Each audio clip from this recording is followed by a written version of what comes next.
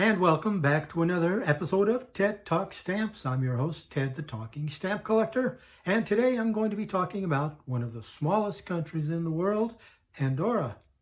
You ask most people what they know about Andorra, and they'll tell you it's one of the smallest countries in the world. And just how small is Andorra? Well, let's just say it's pretty small. It takes up just 181 square miles, or for you metric types, 468 square kilometers. To give you a little scale, the state of Rhode Island is the smallest state in America, and Rhode Island can hold exactly 3 Andorras. And you ask a stamp collector what they know about Andorra, and they'll tell you, well, there's a Spanish Andorra and there's a French Andorra, but that's not really true either. There's only one Andorra, Andorra.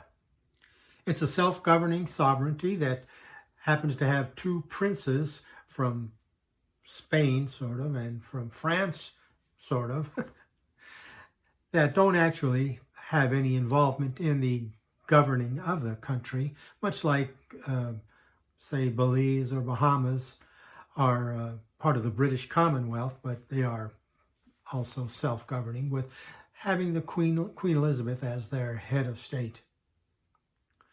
Now, for stamp collectors, the Spanish and the French just refers to the 2 postal administrations that both operate within the country. And to get a little clearer picture of how this all came about, you have to go back to the 8th century when King Charlemagne founded Andorra as a buffer state in the Pyrenees Mountains on the border between Spain and France to act as a buffer against the invading Islamic Moors from Spain. Later, in the 9th century, Charlemagne's grandson, Charles the Bald, declared the Bishop of Urgell in Catalonia the overlord over Andorra. Later, the Count of Urgell then passed on the authority to the Diocese of Urgell and, by extension, to the bishop, who was the head of the diocese. Then, in the 11th century, the Bishop of Urgell placed himself under the protection of a Catalan nobleman, the Lord of Caboet. And then later still, in the 13th century, the French Count of Foix married into the Caboet family and then became heir in the Caboet line. And that's when things started to get a little sticky. As the heir to Caboet, the French Count of Foix claimed ownership of Andorra, while the Bishop of Urgell said, wait a minute, the Lord of Caboet was my protector, but I am still the owner of Andorra. And this conflict went on for another 70 years until what's called a peerage was signed. This peerage was signed declaring that sovereignty would be shared by both. A couple hundred years later, in 1607, France's King Henry IV transferred his role as co-prince of Andorra to the French head of state, which happened to be him also. And so today, as the head of the French state, the President of France is now considered the co-prince of Andorra. Now, looking at the history of the postal administrations of Andorra, Andorra was a Johnny-come-lately to the postage stamp party, mainly because they never had any need for postage stamps. Postal delivery within the country of Andorra has always been free, as it is today. And the few letters that were headed for outside destinations either got a French stamp put on them or a Spanish stamp, depending on which direction they were going, and the mail would be handed off to couriers for those administrations. That didn't stop Spain and France from attempting to form their own postal administrations in Andorra. And at the Universal Postal Union Congress in 1878 in Paris, the UPU decreed that Andorra, not being an independent country in and of itself, did not qualify for UPU membership. And the UPU decreed that the postal administration of Andorra would fall under the authority of the Spanish postal administration. The Bishop of Urgell, on the other hand, was quick to remind the Spanish government that they had no authority in Andorra. And the French, well, their hands were tied because they, as a signatory to the UPU convention, they had to abide by the decree that Andorra now belonged to Spain. And for these and other various reasons, this is how it stood for 50 years, with nothing much happening on either side. In 1927, the Spanish Postal Directorate finally got around to decreeing the formation of an Andorran postal administration. The problem is they didn't notify the bishop about this, which might have been intentional. It looks like they were operating under the maxim that it's easier to get forgiveness than permission. Spain knew that if they told the bishop beforehand, he would go to the French counterpart and discuss the matter, and that would have thrown a monkey wrench into the whole works. And besides, they had the rationalization that the UPU had given Andorra to the Spanish Postal Administration. The General Council of Andorra also were none too pleased with this new arrangement, as they saw this as Spain encroaching on their rights and their authority. So the General Council went to France and complained about that matter. France then took it to the next UPU Congress in 1929, and after discussions with both Spain and France, the UPU amended the previous convention to decree that Andorra postal services would be administered by both Spain and France. In 1930, both countries signed an agreement as such, and in 1931, the French Postal Administration in Andorra began operations. So, let's take a look at the stamps then.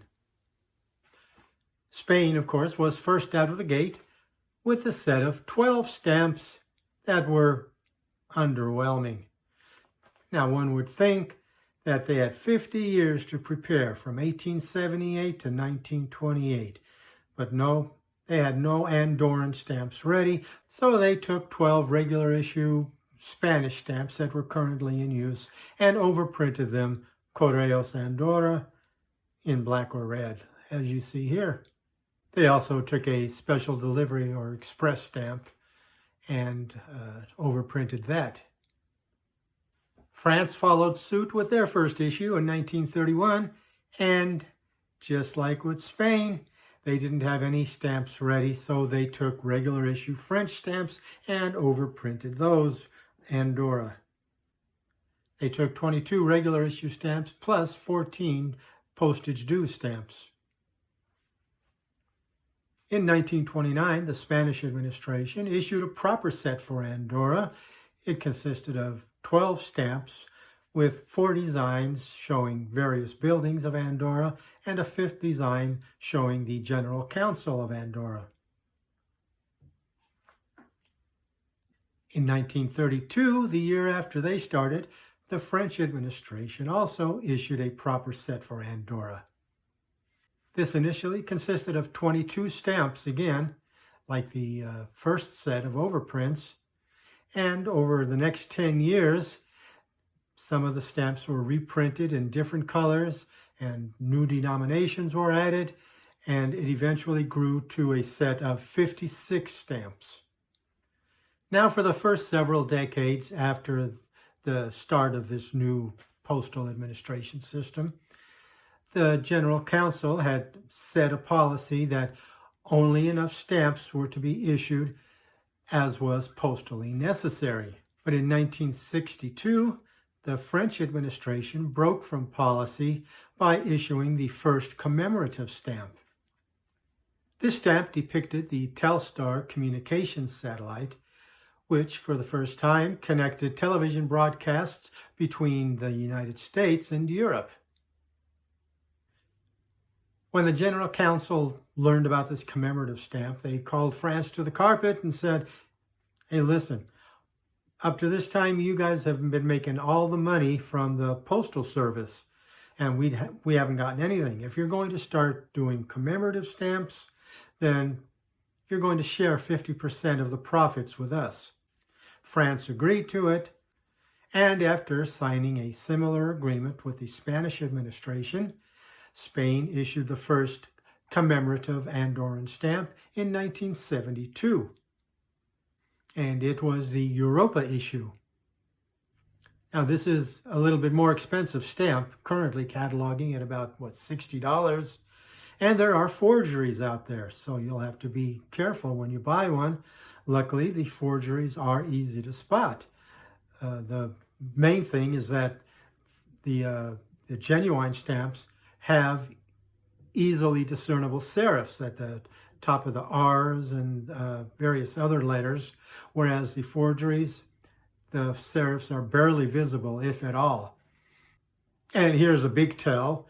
It says faux in the bottom left corner. Now, I'm not sure. I've heard that there are ones that don't have the faux inscription. But anyways, before buying, you'll want to check those serifs.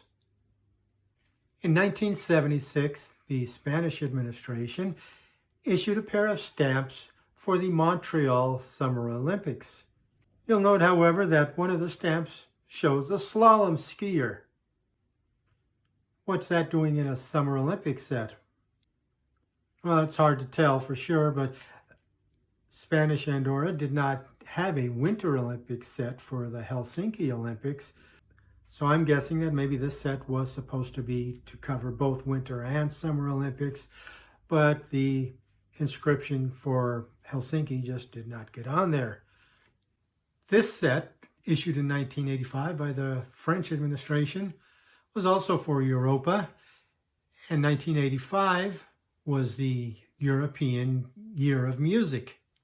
And for this set, one stamp depicts the musical score of the lyric opera La Val d'Andorra. The second stamp depicts two traditional Andorran musical instruments, the shepherd's pipe and an Andorran viola.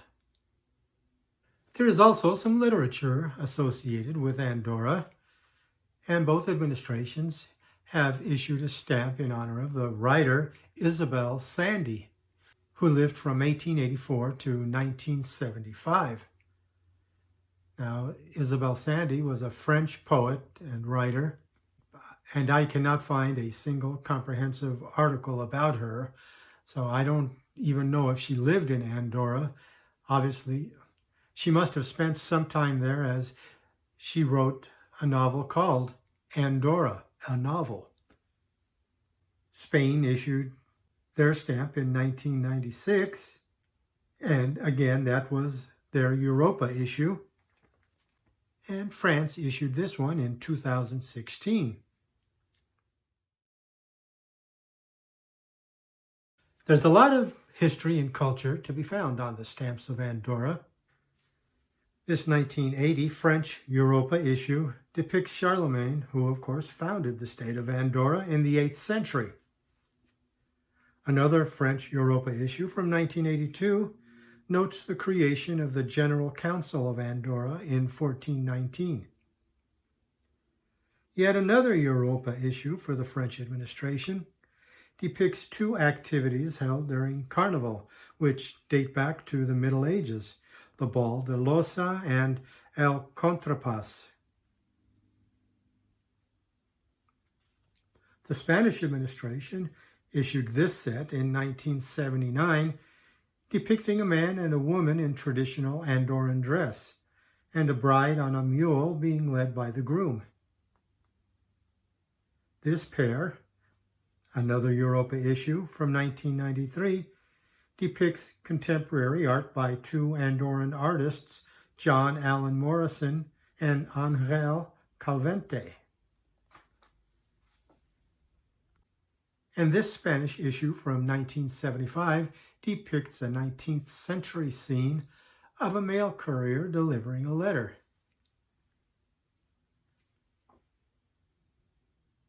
When it comes to collecting the country of Andorra, Andorra is a quite completable country. There are some expensive stamps in the early issues of stamps that have a Scott catalog value of $100 or more. Spanish Andorra has 6 stamps, while the French administration has 5 stamps valued at $100 or more. And there are not a whole lot of stamps. Spanish Andorra just passed the 500 mark, And France has a total of 877 up to this point in time. So even at a combined 1,384 stamps, that's still far less than many other countries. Take Guernsey, for example, which didn't start issuing their own stamps until 40 years later, and they're already up to 1,852 stamps.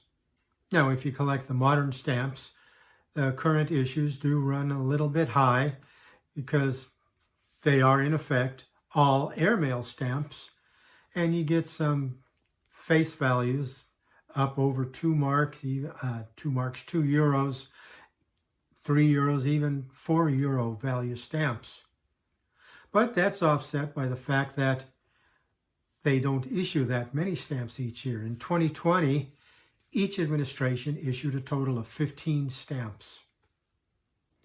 So if you're looking for a nice country to collect that doesn't issue too many stamps and won't break your pocketbook, won't break the bank, I would urge you to check out the stamps of Spanish and French Andorra. I think you'll like them. They got some beautiful designs. The French ones especially have the typical French style with a lot of engraved stamps. And if you're a collector of Andorra and have some favorite issues of your own, go ahead and share them in the comments below with us. We'd love to hear about them. So I hope you enjoyed this look at the stamps of Andorra.